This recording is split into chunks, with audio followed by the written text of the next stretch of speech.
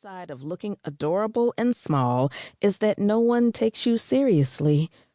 I don't have a farm, sir. Allergies. I put a finger on the tip of my nose and wiggle it. There's something in the soil here that makes me break out in hives, but I'm fine if I stay in town.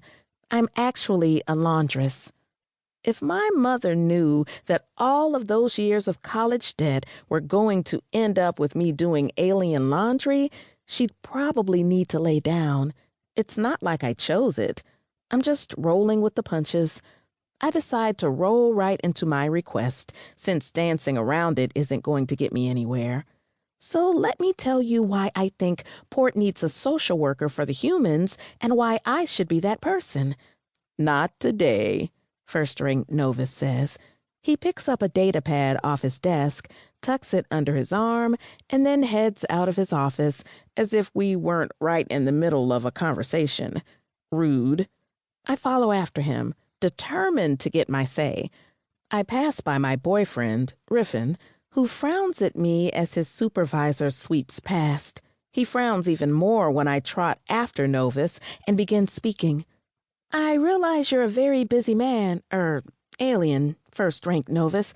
Riffin says that you've been tasked with handling a lot of the initial settling of the humans, and that's where I think you need me.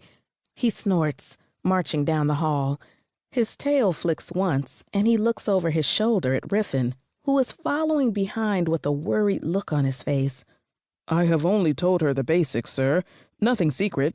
I would never compromise the security of this place. Riffin grabs my arm, but I jerk free and continue after them. The human.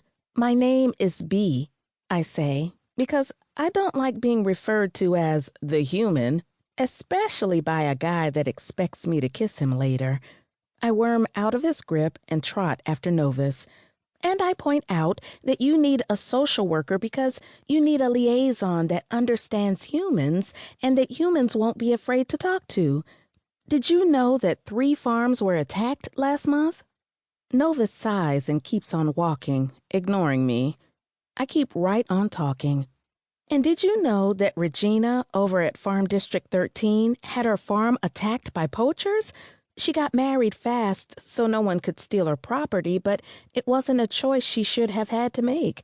And Lexi, she's in Farm District 8, by the way, says she went to the doctor last week for cramps, and he refused to treat her because he thought she was making it up to get medication. Their steps speed up, and with a huff, I walk even faster to keep up. B. Riffin hisses at me, trying to get my attention. I ignore him and raise my voice a bit more. Lexi ended up having a tumor in her uterus that was causing excessive bleeding, and she almost died. How do you think Lord Varen would have liked that if you had a human die on your watch? The Masaka officer stops so suddenly that I crash into his backside. His tail swivels and smacks me across the shoulder. Sorry, I breathe, forgetting to be effervescent for a brief moment.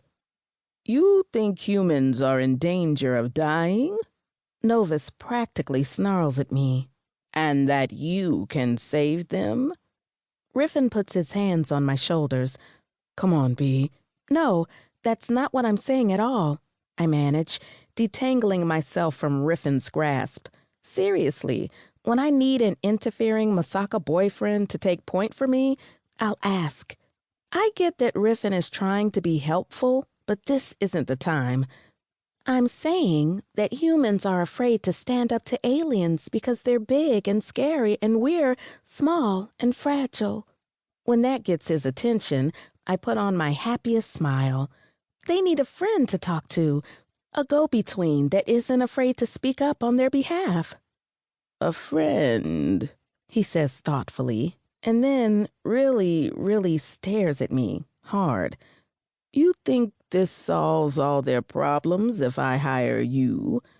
I can practically hear the sneer in his voice, but I choose to ignore it. It certainly can't hurt. Let me prove myself to you. That elicits a smile from Novus. Fine. You want to prove yourself to me? You can be the advocate for one particular refugee I have in mind. If this works, I'll hire you as a full...